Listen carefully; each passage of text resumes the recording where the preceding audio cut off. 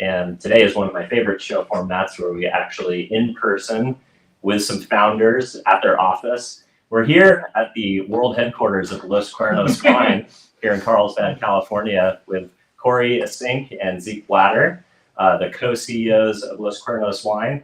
And Los Cuernos Wine is a super exciting direct-to-consumer wine company that is the first of its kind to actually put good, drinkable wine in a can. So Cory and Zeke, thanks so much for coming on the show, guys. Yes, excited to be here. Yeah, thanks for having us. My And pleasure. I like the sound of the global headquarters. Yeah, right? It's not written in the cards, but hey, we're good with it. All right, guys. So take me back to the origin story. So you guys have known each other for a really long time. You guys have been friends. You've come up through the restaurant industry, and then you've been involved in the wine and spirits and cannabis space for over 20 years. Tell us a little bit about your backgrounds, and then we'll get into what was the problem that you guys were looking to solve in launching this brand. I could put up the picture of Zeke as the best man at my wedding 19 years ago, Yeah. but I think we'll spare you. And I think Zeke will start and maybe kind of go even before that, just for some context. If that's cool. Yeah, let's do it. Yeah, no, I think you definitely add the picture at some point. So we met in September 2001, in fact. Wow. And so that would have been almost 23 years ago in a fine dining restaurant. It had like 1,500 wines on the list, and fancy white tablecloth. You had to wear a coat, suit, tie, and you had to take a test on the cheeses, the pastas, food. So it was a serious place. You had to study. I had to study all these cheeses, all these pastas, and the food, and then obviously this restaurant sold a ton of wine. It's called Opera, won numerous wine spectator awards with the Golden Bacchus Award. So chef-driven, renowned restaurant, and then Cory and I were the younger servers there, kind of working our way up. And the way to move up there was to learn about wine. In fact, we worked for Chris Levine, who's a advanced sommelier, just a brilliant wine mind, and tried so many. So he was teaching us as we were learning. So we would pour out 4 or 5 wines every night. We're reading books, and financially motivated, but also we just kind of picked up this passion for it.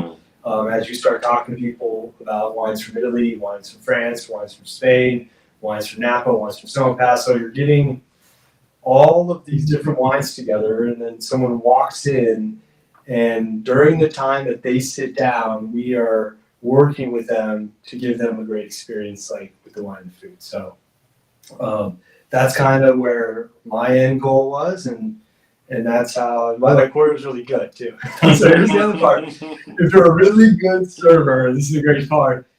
You have a back waiter, and then you have someone stationed next to you. So I'm not gonna say the truth. If someone is not good, then their customers are kind of looking at you like, "Hey, I need some help. I need this over here." You can feel it. Wow.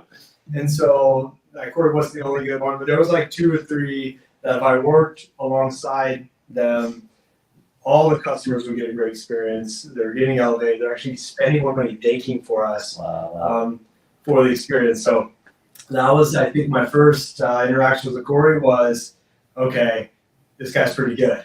And so on his shifts and my shifts, and we started working together, we could literally elevate a section of the restaurant. Just awesome. 2 ways: elevate the sales and the experience of the restaurant. We already had really good food and great ambiance. Okay. So that's kind of, I never told you that. No, that's cool. No, I appreciate it. I mean, like going even back before that, he's from IB. I thought he was going to go there. He's from Imperial Beach. It's okay, in San Diego. Yeah. And just kind of finishing up on your question about backgrounds. I have a very non-traditional background, but it started in Texas. I'm from Texas, and kind of went to school there. And then afterwards, I came out to LA, and I was in entertainment kind of industry for a while, but probably no surprise to you or anyone listening. But the whole entertainment kind of industry, kind of actor thing, and in working at restaurants or the service industry kind of go hand in hand. Yeah, right. either you become like an assistant in the industry so you can get access to people, or you do something in service because you can make good money and then focus on your craft. Yes, Yeah. it's the flexibility and then the cash. Yeah. So that kind of is where we kind of, met at the restaurant right after I had moved from Texas, and he had been up in Long Beach kind of from San Diego. And then it didn't take long. I still did my thing in LA for a while as I was still kind of ingrained in the wine industry in parallel, large part. And then it wasn't too long until we both went to kind of the distributor and Corporate supplier side. side. Yeah, that's awesome. So imagine you learned a ton in those experiences through working with the distributors that you worked with. You guys had an opportunity to kind of team up in some other verticals that are calling on similar accounts in grocery and stuff like that. So should we skip right ahead to, Sure. Yeah, so let's get into the Los Cuernos side of things. So Zeke, I think we talked that, you'd had this idea in your head for a while. Mhm. It wasn't something that you just thought of last year when you started this company. What was kind of the convergence of issues that you were seeing in the industry that made you think that, kept you up at night essentially with a problem that was big enough to where you were willing to, take a step out of your corporate success? I mean, you ran massive teams on the West Coast for Jewel. You were in the cannabis industry as an executive. So you had plenty of opportunities to continue your career on the corporate side. What was that big hairy problem that was just, keeping you up at night that you wanted to solve and go out and do a startup? Yeah, and I'll do one step back. I jumped in. So I did work on the retail side at a couple stores. So I got to see a lot of customers walk and buying product in 2 different neighborhoods. Then working on the restaurant side, and then from the distributor side. So when you're selling wine to restaurants and retail, you're trying to basically pick wine that their customers are going to enjoy, but also they can make money off of. And so got to work with a lot of brands in spirits and in wine. So I sold coffee, I sold beer, Fireball, Don Julio, Bullet Bourbon, Tito's, and you get to see kind of how they go to market, how they execute. So to answer your question, like wine did change my life. Like getting to know about wine allowed me to make money and move up in restaurants and then essentially go to these billion-dollar distributors and have a lot of success there. So we knew that wine was actually getting worse. So if you were drinking wine in the mid-90s, early 2000s, there was a lot of Napa Sonoma on wines by the glass list, and that has changed. And so the quality's gone down. It's not necessarily anyone's fault. It's the whole industry, the stakeholders. The bottle pieces had a piece of it, the glasses, the restaurant, the industry, and the restaurants had to make a certain margin point as costs went up. So eventually the customer just got forgot about. And during this boom time, everyone was buying wine. Wine has had a couple declines, and really the baby boomers have been driving the category. So here we are, it's 2014. We already knew this problem existed. We're like, how can we get people to drink more wine or drink wine without it being so complicated or getting a better product?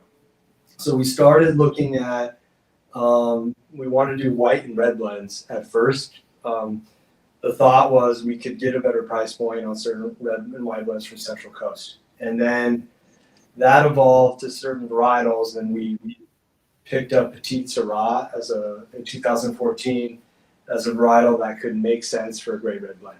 And so him and I continue to talk about this wine company. We have images and pictures going back and forth, even though we're living in different states. I'm living in Illinois, he's in San Diego. So going back and forth to Lodi, and actually you're at this point trying to figure out where are you going to source the grapes and who are you going to work with from a winemaker perspective? I think if you go back, there's a lot of people that I told we're going to do this in like 12, 13, 14, 16, 17. And so I got to the point like, when are we going to actually do this? And then about 3 years ago, we were out marketing and we're like, all right, we wanted to do this in bottles the whole time. Again, get better wine, great wine, more accessible, less complicated access points at a fair price. And so we're like, let's do cans because we can lower the costs, we can make a better product, and then there's a different distribution footprint that doesn't exist. And so we decided then, and then I quit my job last year, and we went all in doing this thing, and raising money at 22 is very scary. Yeah, sure. Very hard. Dylan, your question about kind of the winemaker and Gerardo, and we'll get there Yeah. because it's like a very critical part. But like kind of where Zeke was, we hadn't even thought about that yet. Yeah, We right. knew we were going to need a winemaker. That's essentially, that's just what goes in the can. Everything else, the business model and the marketing and the brand, that was almost more important than what was going to go inside. Yeah, well, actually, to us, the thing that was most important to us, that was exposed to us from, even back in our restaurant days, through the whole thing, was instead of looking at wine like through the perspective or paradigm of like the traditional industry or the old way of doing it, or like, the formal rules way, we just took a fresh approach to look at it from the consumer's standpoint. So we took it from the consumer and then worked backwards. And a lot of that was so evident to us because we would just get punched. We're wine lovers. We're wine guys, right? Yeah. So it's like, okay, we could be at our fancy restaurant, or we can go to any fancy restaurant and, buy a, I don't know, $1,200 bottle of Celaya, or name the bottle of wine with the insane, kind of markup oftentimes. But for us as wine lovers, like, we also love enjoying wine with like at a taco shop, Yeah, right. or like at a ramen spot, Yeah. or like at a Padres game, Yeah, or on right? the beach, or on a hike, or right? And so like even at like the smaller concept restaurants, we don't need to kind of get into this, but I think it's I think we should mention it because it was so often we'd go there, and even though they would have beer, oftentimes they wouldn't even have wine, or if they did. I think I want to tell this story about kind of like the house wine, but essentially wine lovers are just, we would just be getting punished. Yeah. Aside from any traditional kind of restaurants that have traditional wine, like the high end type other stuff. than that, Yeah. wine lovers just get punished. Yeah, like And, San Diego is the brew pub capital of the world, right? We have more microbreweries. It's a huge thing that people like to do on the weekends. But sometimes, especially the women, don't want to drink microbrews. They want to drink wine. And what's the option for them? Yeah, this is a great story. I read a story about the guy who invented this protein bar, and he was eating the Power Bar. I don't know if anyone remembers the Power Bar. yeah. It was this thin strip of like oatmeal grossness, and he chewed it, he threw it on the ground. He goes, "I'm tired of this." This is the story of the founder of Cliff Bar, right? I think I read that. Okay. Book. Okay, all right. So this is for us. Probably interviewed him on a podcast. And this literally just happened to me, a restaurant right down the street here. Wow. And they have like 8 beers, and they're good. And I said, "How's your wine?" Because I knew there was just 3 choices. And she right away put her head down. She's like, "You probably don't want to order that." And I'm like, "This is crazy." Like, all the stuff about how good their food is, how good their beer is, and literally I asked them how the wine. She goes, like, and so we call this the house wine shrug. Wherever we'll go, "How's your wine?" And they'll go, "Oh," but how's your food? "It's amazing. We get these sourced ingredients. We get this and this. How's the beer? Oh, we got 8 taps. We also have these local RTDs. How's the wine?" And it was just that moment for us where it's almost like we're playing chicken. Like, I see that cheap plastic bottle. I know how much it costs. He's looking at me. He's like, "You like wine?" I go, "Yeah." "That's your choice." And I'm like, "Well, I don't want to drink that." So eventually I just get a beer, and he's like, "Yeah, I got you." So that problem exists everywhere. And like what I say is, wine's been around for 6,000 years. It's been passed from generation to generation. It's just in this recent generation where they ruined it. So as someone that we're stewards of wine, that love wine, and we're just making it more available. Yeah. And that was it there. So you mentioned something I want to talk about, like the quality of the wine was the moment for us. So yes, we definitely had to pick a different route to market, a different container, because that allowed, from a COGS and business perspective, to make it succeed. But as a wine salesperson, and he's been one, if I give this to somebody they have to, one, be able to sell it, and then I also want them to be able to give to someone else that's going to like it. Mhm. So Yeah. I know, and he knows, we've tasted literally tens of thousands of wines, and we know in our mind, like, our price point, like, all right, this costs this much. So you can just taste it and be like, oh, that's a $20 glass. Yes, a that's $40 20, that's glass. 15, this is how much you sell for. And for us, there was this moment where we bought him all these wines, we wrote all these notes, and then he made his adjustments, our winemaker, and then we tried the wine, and like, I won't even lie, I was dead serious nervous, and in my mind I said, if this thing's not good, we're screwed. And to be honest, and like, look, we're out in the open about this, like 70 minutes of time, like we tried it, I was like, okay, like this is above what we thought we could do, and that's because the way we did it was non-vintage, and our winemaker is amazing, and so now we have this amazing product. It's gonna be fresh, consistent. So now our job is just to get it out and try to put it in more occasions. So that's the next challenge for us. I love it. So tell me a little bit more about the brand. You know, what does Los Cuernos mean to you guys? Why was that the brand? Tell me a little bit about the brand identity and where you guys kind of came up with it. Do you want to go on this one or talk name? Sure. I mean, Los Cuernos is a strong name for starters. And then there's a lot more to it, but essentially it evokes the concept of kind of farm. Is kind of the hub of where great food and wine farm to table are cultivated, right? Mm-hmm. And so that, the association of like food, whether it's like a burrito or a taco or whatever it is, it was that's why we chose it. I love it. So let's talk about the go-to-market story. So you guys do your first run, you've got product in hand, you're ready to start hitting the streets. What was it like when you first started talking to accounts, and tell us about some of the early First of all, days. we were so excited that after we canned our co-packer in Sacramento, so our winemaker, all our wine productions in Lodi, just think properly, like finished and aged wine designed specifically for the can. So that all takes place in Lodi, and then 45 minutes up the road is where our supply chain's based out. California through and through. That's right. That's right. And then after that, like we couldn't even wait for our product to like get shipped to the DCs of our distributor. We're like, so we just found a way to load up our car. So we flew up there, and then we rented like the biggest car we could and loaded it up. Wow. And it was such an amazing experience driving it back, because we just we couldn't even wait the extra few days. So it all processed and got to us. So it made for like a really entertaining drive back. Yeah. I felt like we were on a boat.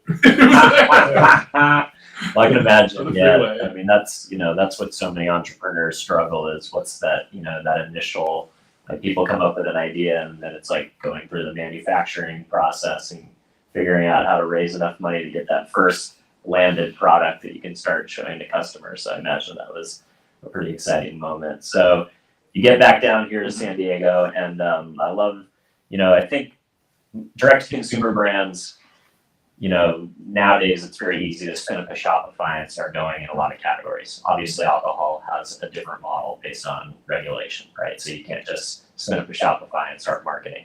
So because of the tier 3 system, you've got to have a distributor, and you guys chose to start locally here in San Diego and get into retail versus, marketing and trying to pull people into you. So what was that experience like, first starting, like getting it out into those first few accounts? Like what's a story that comes to mind that was when you guys were like, yes, we made it? I'll probably tell Gonzo. Yeah. Well, I'll tell the before one that was Okay. bad. That was good too. I think even when we had product, like even we had the sample product, we gave it out to a bunch of people. Mhm. And we have lots of people that literally I'll get text messages, hey, I'm in a store, can you buy me, what should I buy? So I wanted to try as many people on this product, like wine snobs, wine drinkers, wine lovers, veterans, these people that would drink wine. So we got the wine out, we have a lot of relationships, we called a bunch of accounts we knew, and definitely some people would bring us in. I think for me, the moment was scary was we went to this really big Mexican restaurant, friends of ours, and he's like, I love your product, I love the wine, but I'm serving this really bad wine and I'm making a lot of money on it. So it was really just kind of thinking about the margin situation, and they weren't really that concerned with the customer experience. Yeah, and look, I don't think you can blame them completely. Like if they're used to making 400, 500, 600% for the past 15 years, it's hard, right? It's like if your home value drops by 25%, it might take you 5 years to get used to that. So that was difficult to hear in certain restaurants that it wasn't going to work or that it didn't matter. But I'll let Cory handle this one about like Gonzo Ramen, like these foodie-driven places where they really, really care about kind of the food and the experience. We've found that they really do have this option for something that's consistent, fresh, and it's easy for them to work. So you want to talk about Gonzo? Yeah, that was a great relationship of ours. And basically, he's like, hey, I'm not going to carry product. And I was 100% sure he was going to carry it. I think another nuance to call out about kind of this situation is that, going back to your question, is that we quickly learned where we fit, right? Did you know, was QSR on your go-to-market strategy or fast casual at all? Was that part of the initial plan? Not necessarily. Wow. So, because Zeke was talking about this one specific restaurant, I think it's important to note that it's a traditional server kind of table service. Yeah. So they're sit down restaurant, right? Big bottles and they're pouring in glasses. Right, and a lot of that legacy, the margin kind of play with the legacy bottles and that whole markup. There's reasons for it. There's a little bit of a user experience. Somebody brings a bottle to your table, they pour it a little sip. They go through the whole, the whole shebang, and that's part of the ritual of that. A sit-down restaurant when you're ordering wine. Yeah. And so for us, we quickly realized like that it didn't necessarily, it wasn't a good fit. Or let's put it this way, it's much too soon for that type of concept. Mm-hmm.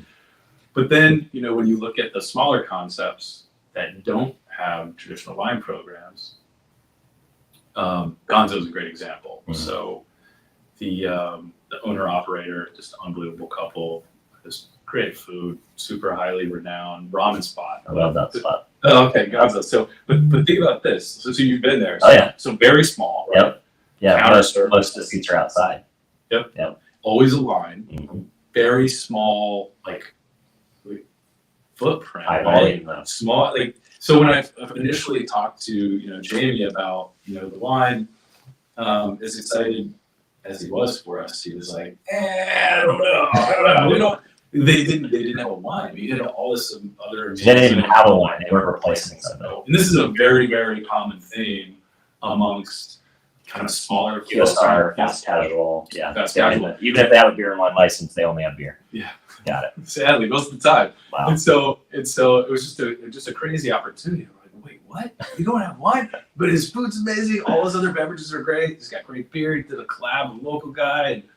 And so it's not his fault. It's part of the legacy system that people they're just not used to it. So he was like, I think he made the comment one time, he's like, why does it go to their food? Or whether it was him or we've heard it otherwise, why does it go to our food? Or our customers don't like wine. It's like wine's a $70 billion industry, right? Yeah. So long and the short is he was open to kind of give us a go. And then, it was like he's reordered 10 times. Wow. But it just goes to show and it goes back to Zeke and I, when we would, go not at our fancy restaurants we worked at, but anywhere else to grab a bite when we wanted a glass of wine, we would just get punished. Yeah. You just never had that option. Or just give us a chance. Yep. Give the wine lover, give the wine drinker a chance. Yeah, give them another purchase point. Yeah, but so the single serve is huge, right? So he thought, I need all the bottles, I need to know, I need maybe an educator or a somm, I need glassware, and I don't even have place in my dishwasher. These are all very practical things that operators go through. And now look, you get a great glass and a half of wine in the single serve vessel They just put it in the fridge. You just crack and go. Yeah. It's just consistent, delicious every time. So I love it. So you found the product fit within the QSR and the fast casual space. Also, I know you guys are doing well in like commissaries of hotels, places where you can kind of grab and go, where, maybe the best options are not available to consumers. So I want to talk a little bit about the marketing, because that's essentially what my audience is normally here to talk about. I'm sure a lot of them are, a lot of the operational guys with beverages are loving the inside baseball, but most of my audience tunes in to hear stories about marketing. So what I was fascinated to learn when I first met you guys is that you guys had already created sponsorship opportunities with two major sports teams, San Jose Sharks and the San Diego Waves teams. Excuse me, and the San Diego Waves down here in San Diego. Usually, sports partnerships come way later in a business's marketing plan. I think it's brilliant because it gives you guys something to talk about. It shows you guys are investing in the local culture, where you guys are trying to build community and be part of the story. I know you guys have mentioned being able to have like the San Diego Earthquakes jackets on when you walk into accounts, like people see that and they appreciate that. So talk to us a little bit about why did you decide to go after those massive sport partnerships this early in the game, and what's been the result of some of those partnerships? That's a great question. And you're starting a company and you're getting a lot of advice like, go get this celebrity, get this influencer, and I felt like there's a lot out there with celebrity brands and influencer brands. And then, California is the #1 wine market in the entire world. In fact, California is bigger than New York and Texas combined. Wow. And so within that, we wanted to target two markets, San Diego and Silicon Valley. So we said, okay, these are the right consumers. We think there's going to be some early adopters here, outdoor lifestyle. And then we looked at celebrities, we looked at bigger teams. But when you look at soccer, like a couple of things come to mind. One, very big in Europe, right? And I would say in South America. So has kind of a European, South American feel, which is heavy into wine culture just already. Yep. And so then some association there with the audience. Yeah. the soccer community and travel community. And Cory and I each have 3 daughters. They're dancers, not soccer players, but it's the same type of thing, right? You get all these parents, you grow, and you're watching your kids, you're meeting people. And so it's like, okay, now we're going to be working with our community. We see a lot of our users there. So see a lot of foodies, a lot of beverage enthusiasts, and a lot of people that just only drink wine. We call the wine lovers. And so we talked to other sports teams. We're feeling it. We're like, okay, these align with our customer and our values on like community. Like one of our goals with Cuernos is like, I want the communities and the partners to want us to be there. And so like here's one of our partners. We're going to rep them out in the market. They're going to see us, and it's going to be like community, team, consumer, company filling that ecosystem. So that is pretty much why I picked the teams for the soccer influence within the community, and then both unique position companies. The way it's living a startup like us, they're in their second year, they're kind of on the rise. It's been great. The Earthquakes have 50 years of tradition. This is their anniversary. And let's talk one thing. So take away the record. I think they're like 1-4 right now. Sure. Off to a bad start.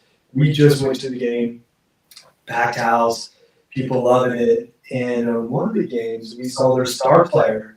The game's totally over. He goes and talks to 3 different groups and signing autographs. So all these kids and doing stuff. And we just look at each other like that is what it's about. Yeah, right? the Like accessibility is way different than MLB. The adults care more about wins and loses and the champ and the GOAT. Like kids and parents just love to be there in the environment. So that is why we picked those two. I love it. So it goes back to culture, community, and then the fit, right? Because we're a portable outdoor wine. So I think that's important too. We wanted to choose partnerships that really highlighted the practical use of our product. Yeah, and it probably translates downstream to like soccer moms, let's be honest, we know that a couple of them are pouring some wine into the travel go Yetis at the kids soccer games on the weekends. No, that's not water. Yeah. Coffee or whatever. So, I imagine there's some association with like that core consumer of that, female, we'll call it the chief household officer. They make the decisions. My wife just brought home a case of wine the other day, and she's the one that makes the purchases around those decisions. So, well, you nailed it. Yeah. I mean, I wish we could take the credit. It was the Earthquakes team, but like we are the presenting sponsor of like the soccer mom, which is great. It's perfect. So we're loving it. Yeah, that's right. Let's talk tactical. If I was listening to this, what it did for us to give us instant credibility. So when we walk into accounts and now it says, proud partner standing away of official can wine in San Jose, we are a legitimate entity of a brand for a company that started a year ago, right? So from that perspective, it was very strong, and gave us results with some of the regional accounts we spoke to. Yeah, and I've also seen you guys have already integrated that heavily into your point of sale. So you guys have these cool, little stickers that you pop in. I don't know what those are called. Maybe a little bit inside baseball. I don't know the terminology, but it gives you an opportunity to put something interesting at the point of sale that kind of pops off the shelf. And as long as the retailer is willing to allow you to do that, but why wouldn't they?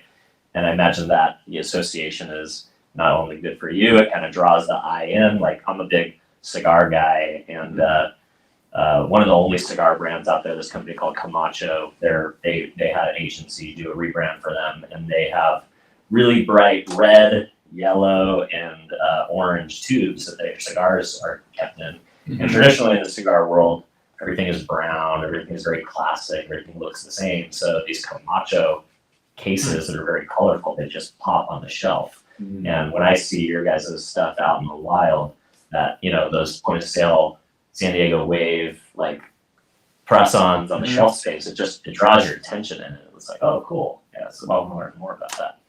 It helps us because, kind of to Zeke's point, especially now, the most important things for us are access, awareness, consumer trial, and that credibility just allows the customer to get that much closer to like trying our wine. Yeah, I love that.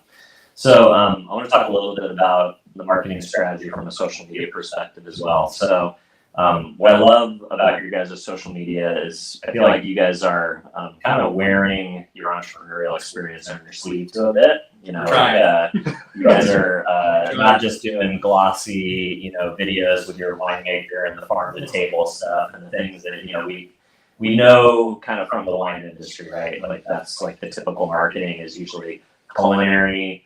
It's usually very polished. It's usually very, glossy. Yeah, exactly. It's pretentious. Maybe some would say it's the marketing to a certain, type of client. Your guys' marketing, especially on social, as much as it's about the brand, it's also like, oh, you're documenting like walking into an account and somebody kicks you out in 15 minutes, and like kind of the ups and downs as an entrepreneur. Nice. And there's a great that I just interviewed Jake Carls, the CEO of Midday Squares. I saw that one, by the way. Good one. It's a good one. Yeah, and he has this process that he calls build out loud, which is basically, let's do a Shark Tank reality show about us as an entrepreneur bringing this product to market, and let's, as much as we can, document the good, the bad, the ugly, show everything, show the wins, show the losses. And look, I mean, CNBC is basically the Shark Tank channel now. It's the entrepreneur's channel, and that's the only channel I stop on when I'm traveling and channel surfing in a hotel. Like, people love the entrepreneurial story now. So how has that been? Like, Zeke built a pretty massive brand on LinkedIn, 15,000 followers. Like, that's considered an influencer on LinkedIn, and you get pretty solid engagement when you put up not just a thought leadership, but just kind of, it's funny, like what goes and what doesn't right on LinkedIn right now. But that's something that we're very focused on as an agency, is thinking about like how LinkedIn is coming into its own as a social media platform. So that was a lot to throw at you guys, but tell me a little bit about, how you guys are approaching this perspective of documenting your entrepreneurial journey and making that part of the market. Let me make one comment up front, and then you can dive into it. I think if you pull back, this kind of goes back to the ethos of Los Cuernos. Like it's like great wine, no rules. Right? It's like just don't overthink it, drink what you like. And so when you were talking about like the imagery or the traditional marketing, that usually comes from big wine, it is, it's polished or produced. Maybe there's a better way to say that. For us, it's extremely important to just be real. This is us. This is our life. This is our life's work. Like, we burn the boats. But on top of that, we want more people to enjoy wine, and that's never going to happen doing it the old way. Oh my God! Right. What's the amazing quote from? It was a CEO Gallo or something. She was like, whatever. It was something to the effect that he'll correct me, but like it was from Rob McMillan's the wine report. But basically, she was like, whatever big wine, the wine industry's done for the past X amount of years, don't do that because it hasn't worked. And so we just want wine to feel more tangible and approachable to people. And so, and so you can kind of dive into some tactical stuff now, but kind of back to your question is a very important thing for us is showing people different ways in different occasions to enjoy wine that they're not used to seeing or thinking of. Right? Like a funny little story is I actually was at my two daughters and one of their friends. I took them to the opening Wave FC game. It was unbelievable, by the way. But just think of tailgating, right? So we pull up, we're in the parking lot, and I may or may not have, had a can or two of Cuernos. In the car, in the parking lot, like as I was talking to some folks or whatever, and we were walking into the game and saw some other people tailgating. There was this group of people. They had the back of their trunk open, and they were obviously wine drinkers, but they literally they were holding like these like fancy wine glasses. And I'm like, what are you doing? Like, it's like people just ensure there could be a case to be made, and some people prefer it that way. Okay, fine. Sure. But I think a lot of it is just how we're conditioned. Right? So they had a bottle and do the opener, and then I don't know. Their food is probably great too, and all that extra work. Okay, so let me see if I can remember. So it is the Silicon Valley Bank Wine Report. Comes out every year. Rob McMillan, shout out Rob McMillan, cares about the industry. Yes. And he's been ringing this bell like every year. And so every January comes out, I call it the industry freakout moment. And we wanted to do this thing, and I was like, all right, we got to do it now. And he posted, he's like, whatever we're doing is not working. We're losing customers. So all these amazing bottled wines from Spain, Italy, France, the US, Mexico, we can't even get there because the beginning of the wine journey is terrible. So we're helping with the beginning part of the journey into there. So let's talk. Then it was Stephanie Gallo who said, "You have to learn another language to learn wine." Like I don't need to learn another language with beer or with spirits. Like I go to the restaurant. I want a beer and food. Take it. I want whiskey ginger. I want old fashioned. You can have that. I want martini. You go to wine. What vintage? What sauce? Where's this coming from? Like that's why we say no rules. Just enjoy it however you want. When you want. Okay, social media. So I see it in two pegs. Like the LinkedIn piece is more about just cans being efficient for business, speed of service, a fresh product, it's consistent. So really can adoption, and then part of it is like we've had a lot of experience building great cultures, hiring top talent. Is I want to give away these things. So the building out in public for me is giving a lot of value to whoever's following our content, showing them the ups and downs of the entrepreneur journey, by the way, like a lot of loneliness, a lot of stress, a lot of hard things wrapped around with moments and smiles. Still very, very, very fulfilling. And then the can journey. And then I think on TikTok and Instagram, more of some law. I'll keep it on. I'm just going to check. Yeah. More, Loving it. Feeling it. yeah, more The consumer experience. And so just showing people getting engaged with the brand, with the company in the real world. And so I think, like Cory says, we are missionaries, not mercenaries. We are lovers of wine and of the community, and we just stick to that, and the customer, all those things will work out. Well said. And we're back. All right. Awesome. No, I love Mr. that. Collins. Right. Yeah. My well, we won't get into why my batteries weren't fully charged today. So We But, It's it's all good. So yeah, no, I love that. I mean, I think that's you talked about the main issue that the industry is facing, which is declining customers, and I think it's the same things that have plagued a lot of legacy businesses with millennials and Gen Z, right? It's like they don't have time to play 4 hours of golf, so golf was on the decline at least before COVID, right? Yeah. And some of these legacy things that don't feel approachable, don't feel accessible, don't feel welcoming, right? As a community, millennials have gone in the other direction, or Gen Z have gone in the other direction. So they've used traditional business models, and I think, you just need a approachable entry point, and that it's like I told you guys in my 20s I was part of a business called Young Winos, which is essentially a publisher and a wine club around the 21 to 29 consumer, and the wine industry loved us because we would get people into drinking wine, and maybe they're $2 chuck right out the gate, but at least they're entering early and young, and then as they kind of went through their palate and tasting things, and then in the 30s they're buying $20 and $50 bottles of wine, their 40s they're buying $50, $100 bottles of wine, so you get the consumer for longer, and as that consumer grows with wine, they're buying more expensive things because their taste and income go up in parallel, hopefully. So you guys are giving consumers a great entry point, which I think will really help with the adoption of this younger generation that probably because I've even heard from helping you guys out a little bit with kind of early stage stuff on the influence marketing side. I found not many, but a few influencers that said, no, I'm more of a cocktail person. I don't really like wine, and I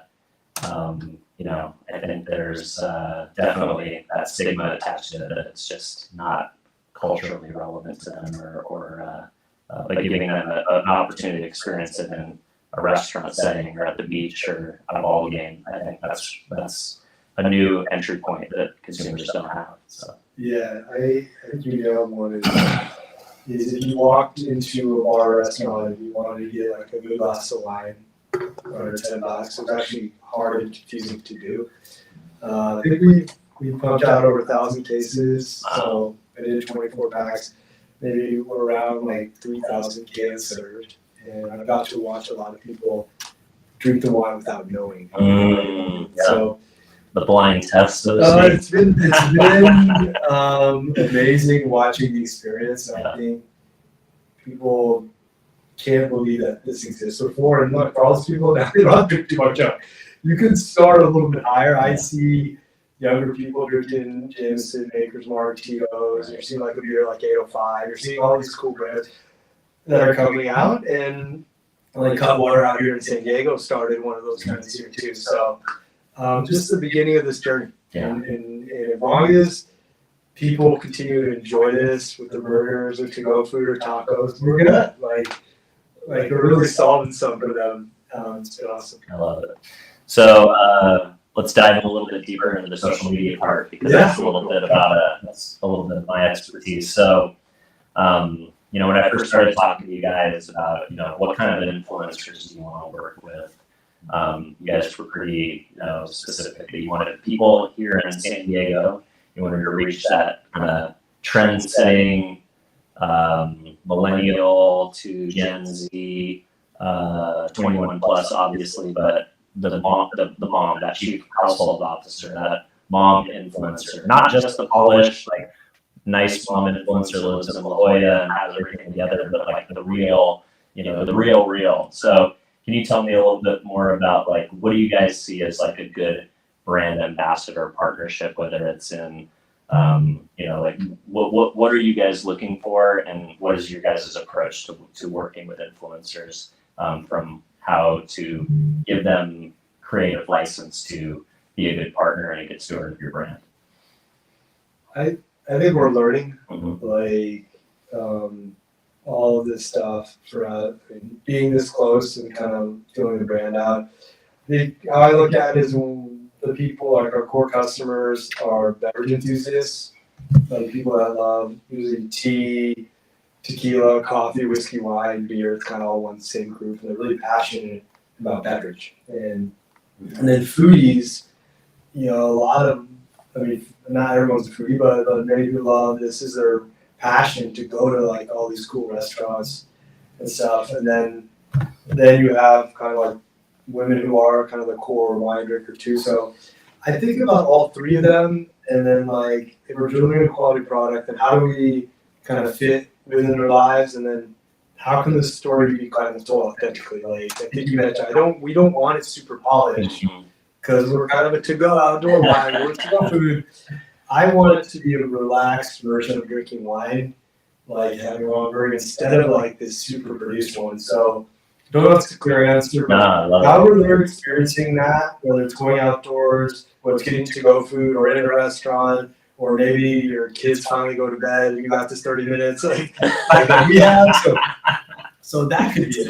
Yeah, totally. Or we're at a kids game, and now the kids are all playing, and I get like an hour and a half with a burger. It might be the only hour and a half I have all week, and I'm going to have a great glass of wine. So however that fits with them, I want them to tell the story instead of us telling them. Yeah, I love that. And one thing to touch on is just the don't overthink it part. And Yep. I know we've mentioned it, but we can't mention it enough because really what I'm just spitballing now, but literally since we met in 2001, we're doing the same thing. We're trying to get people not to overthink it. When we were on the floor, you mentioned we started opera, and then we went to First Management Experience, wine director Saul Gio, the new fancy Italian restaurant. So at that restaurant, we're in our suit and tie, and I'm literally just on the floor selling, in large part, very fancy, expensive wine to mostly businessmen and women that are on their corporate card that are used to drinking good wine, but really don't know much about it anyways. So that situation, when you talk about like the business guy or gal, at a big kind of corporate event, drinking whatever, special select, whatever, we would use those opportunities. And we saw it even with those people, they were intimidated. And so the most of what we would do, as a kind of table song guy, is literally just kind of deconstruct what's in their head and guide them to something that they would enjoy. So the thing, we're still doing those things now. We're like, no, don't overthink it. Just don't overthink it. And then we're also obsessed about what they would like and thinking about it kind of from the consumer standpoint. Yeah. And how important is in-person trial? I imagine that's almost like the number one thing that's going to drive the brand, right? Is getting it in the hand of consumers, whether that's through, a new account or through a tailgate activation that you guys will do at the San Diego Waves, or working with Seaside Market and doing a tasting. Next Saturday. Exactly. Like what's been your experience as far as like doing the kind of street team activation, so to speak, but getting the brand in the hands of the consumer?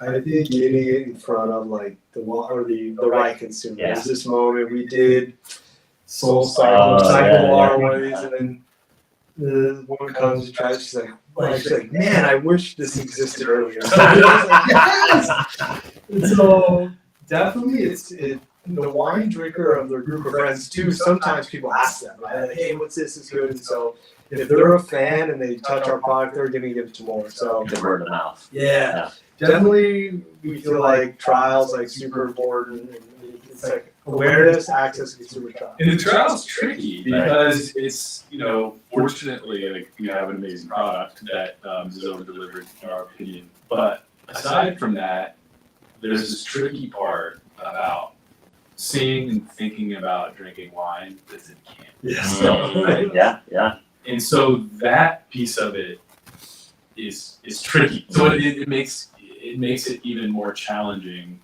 to have somebody try it. Yeah. Now, is that because, like I think you guys have told me of some experiences where you'll be in an account and, you'll be talking to the manager about the account, and then there'll be some customers sitting at the bar, and they'll just be like, "Oh, canned wine," and then all you do is just say, "Hey, can I pour you a sip of it?" And I have a great 5 story. minutes later, they're flipped. that's awesome. There's a store here by the ocean, like 10 minutes away. Nice store, sells a lot of expensive whiskey, tequila wine. And he's kind of a hard-nosed guy, so before he walked in, I poured the wine in cups already. He's like, "What do we got here?" Mind it, baby. And then goes through all the wines. And so in his mind, I was selling him a bottle. And he was like, "Yeah, what does this cost?" Like $24, $25. Well, I got this, this, and this. And I pulled out the cans. And he was stuck, telling me it was great, that he had other $30 options. And he was like, I was like, "That's what you're trying out." So just that part of it is the same thing that bottled and canned beer went, I think, 14 years ago. This transition. Like the fruit top, you mean the fruit top transition? No, No, talking about beer. beer was all bottled. Oh, good point. Yeah, I never Now, even thought about we that. met. Now it's hard to find a Like craft that's beer true, yeah. Like not back in a can. back in the day, yeah, like it wasn't in those tall boys. Like unless you were buying, Bud Light or something like that, right? We met a brewery, a small local one. They're like, "We're only cans." Uh-huh. Like, no glass. She's like, "No, we can't. We found that we can get better quality, this and this and this." We're like, "Okay." So that roadmap's there. Mhm. I think High Noon, White Claw, like even LaCroix, and all these Liquid Death. So Yep.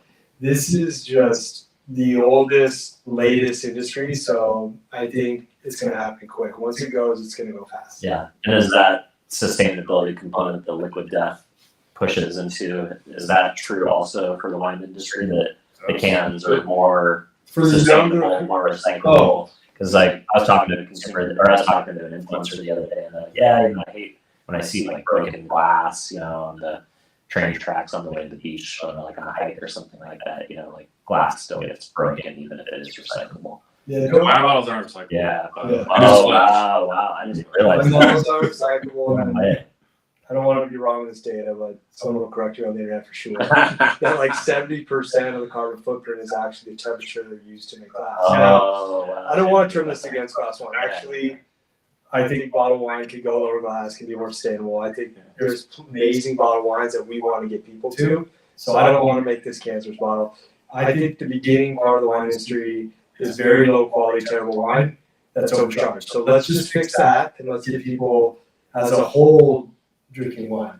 And like the CEO of Anheuser-Busch, wherever you think about it, he came out and said, "Congratulations to this industry group supporting draft systems." Okay, so beer new. Let's do kegs and cans. Let's get out a trial and get people wine. Bottled wine made so much that they pushed away screw caps, they pushed away draft systems, they pushed away cans, and now they're seeing customer climb.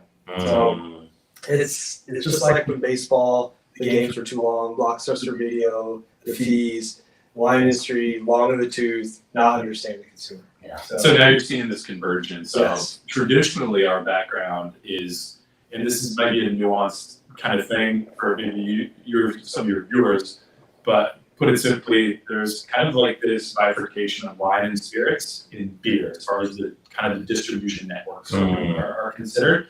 And they're silent to a large degree, it's all converging, which is my point now. So it's getting more muddled, which is great. But before, it's like even the accounts they serve generally, and I digress. My point is, now that we're in a can, even though we're like traditional wine and spirits guys, it's so obvious to us how critical and important and valuable the beer distribution network is, because of the work of the can footprint, that the work that's already been done, whether you're talking about RTDs or beer. And so it's the adoption is it's so much better. And especially where those cans play, it's like it only makes sense. So you will see, and you're already starting to see it, a lot of beer distributors, they're like, oh yeah, wine is $70. It's a $1 billion business, and most all most all of the beer accounts also are able to sell wine, Yeah. if not spirits. Why not do it? Yeah. That's interesting. So, do you guys want to talk at all about direct-to-consumer play? Because I know that was something that you guys probably weren't anticipating being able to do this early, but I know you guys have been circling some technology and some partnerships that are going to allow you guys to go direct-to-consumer a lot earlier than maybe you were initially thought. Do you guys want to talk about a little bit about that? Yeah. I think direct to consumer, like long term, and even Can's long term, is that we have to think that population is decreasing. We live in an automated world, right? And so even delivery with automated drivers, I'm going to go here, is going to lower costs. So I think D2C as a channel will always exist. But if you look at like Instacart, that model worked great in COVID, but now it's like a certain type of fluid neighborhood market. People are paying attention to the fees a little bit more now than they were in COVID. So we have D2C available. It is the same price that we're gonna have it in retail right now. I think long term, we build the customers one by one. We add value to them, whether that's a foodie group, whether that's the wine lover group. So we have to add value, continue to add the consumer, have an exceptional product. And D2C to me is just a channel. So it'd be a channel just like retail, just like restaurants. And if you're not in that channel, you're gonna lose those customers. So how do we continue to grow that? And I think that there's gonna be changes. There already are in the distribution model with technology coming. So I plan on we plan on that one being a strong component, but we gotta be good on D2C too. So it's gotta be the value we add and the other stuff we add too, besides the product. Yeah, I love that. Couple things that kind of go on with what you said is we're learning. Like and you're gonna help us. But I mean, to your point, we didn't anticipate the opportunity to go D2C. So he just kind of low key announced it. We haven't formally announced it, I guess. I mean, technically, right now on our website, we're available D2C. Wow, so everybody can go on for the first time that you're outside of San Diego. But the reason we haven't announced it yet is even though it's live and we've tested it, there's just some aesthetic stuff on our native platform that we just want to clean up. Make sure the user experience is perfect. Yeah. So hopefully before the listeners check it out, regardless, it doesn't matter, right? Sure, we're just trying to figure it all out. But I mean, it's different, right? Because at retail, with our original, go-to-market strategy, it's very localized because we're way more concerned with instead of going wide and broad to go deep. Yeah, smart. To go deep, and we're way more concerned about like the pull through, which there's a lot there too. But now when you talk D2C, it's like whoa, everything changes. The whole perspective changes. So. The real answer is I don't know. That should be interesting. We'll figure it out. I love it. And then on that note of the regional play, so you guys are Silicon Valley and San Diego for the launch. Do you guys want to talk about where you guys are going to go next? Sure. I think Cory mentioned we want to go deep. We want to go neighborhood by neighborhood, and then we want to win. We want to really be. I always say until you get 3 orders from accounts, you get 2 reorders. Reorders is all that matters. How does that matter to us? So whether it's D2C, retail, restaurant, reorders matter. So if you get 2 reorders in like a 6-week period, you build customers, you're in a system, they're making money off you, and they're giving their customers products. So I think we do that. We will expand out to the rest of Northern California. We'll go to Orange County, Palm Springs, and Los Angeles is just a monster. So when you're ready to go to LA, you have to be like all in committed, and that means Cory also spent a lot of time there. So in California, and then the next markets depends. Yeah. Well, there's whether it's So that'll be the exciting part Northern Illinois. The exciting part about direct to consumer is maybe the audience will tell you, or maybe your direct to consumer accounts will tell you what territory. Let's hear our first orders on D2C. Yeah. Colorado, New Jersey, New York, Florida, Texas. Illinois, Texas. Wow. Okay. So we didn't even announce. So we had those 2 states Wow. before a California order. That's wild. So good. Awesome. All right, guys. Well, I know Cory's got some appointments to get to, so I don't want to hold you guys down for too long. So I think we can start to land the plane. Cool. What are you guys most excited about the next 6 months in the future of Los Cuernos? You go start. Because I got the one thing I want to end this thing with, which if we make it super big, that this is going to live. I've been wanting to say this for a year. Let's go. Let's go. No. What do you? I do want to hear, because there's so much going on, like with this journey and like with the entrepreneur journey, like raising money 2023. There's been severe highs and lows. Like people get the best version of us on camera, and I'm super grateful to be sitting next to someone so talented that, like, day to day just does a ton and makes my life easier. I didn't plan on going there. So I do want to hear kind of your view. We're very different people. Like he is creativity, like artistic this, and I'm just math and numbers. In fact, I do not want to do any video. They make me. They make me do this. So going through the next 6 months, and I do want to say The next 6 months, it's hard. It's a challenge for me to think that far ahead. Wow. And that's what he's best at, kind of as more the visionary. But a few things that are just top of mind that are critical, kind of benchmarks or kind of milestones for our company is, and a lot of this we're kind of largely engaged in right now, but it's finding like the distribution piece. You mentioned the 3-tier system, how nuanced it is, and in marketing, like access or distribution channels is one of the pillars, right? Well, in the wine and spirit or alcohol world, it's even more critical, and so it's important that we find like the right partners, the right distributors, because how we work or how we think about it really matters. Like you're basically kind of marrying somebody. And so that's one piece I cannot wait. And then also, that there's a lot more that goes in with getting a distributor, which is a little less like, we'll always grind and bootstrap, but like it's there's help and support there. Yeah, it opens up a lot of extra support and kind of take some of the heavy lifting off your hands to open up new accounts. It's a little different, so I wouldn't say the heavy lifting like that. I work with distributors and like we love them, we love working with them in different markets. Like for them, they would have a great product, team behind it, and a sales strategy that's going to help their accounts make money. And so they get to go out and get wins, and then we get to get shortcutted into these meetings. So together, when you're growing a brand together, it feels really amazing.